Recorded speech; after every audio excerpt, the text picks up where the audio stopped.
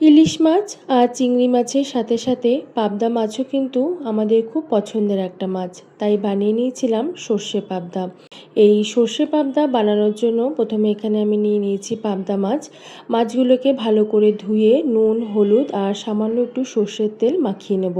ভালো করে সব কিছু মাখিয়ে নিয়ে এটাকে 5 থেকে 6 মিনিটের জন্য ম্যারিনেট হতে রেখে দেবো। অন্যদিকে একটা বাটিতে 2 টেবিল চামচের মতন সর্ষে, পোস্ত আর সামান্য একটু চারমগজ প্রথমে একটু শুকনো গ্রাইন্ড করে নেব। তারপরে ওর মধ্যে কাঁচা লঙ্কা আর হাফ টমেটো আমি ব্যবহার করেছি। সামান্য একটু জল দিয়ে এটার একটা মিহি পেস্ট বানিয়ে নেব।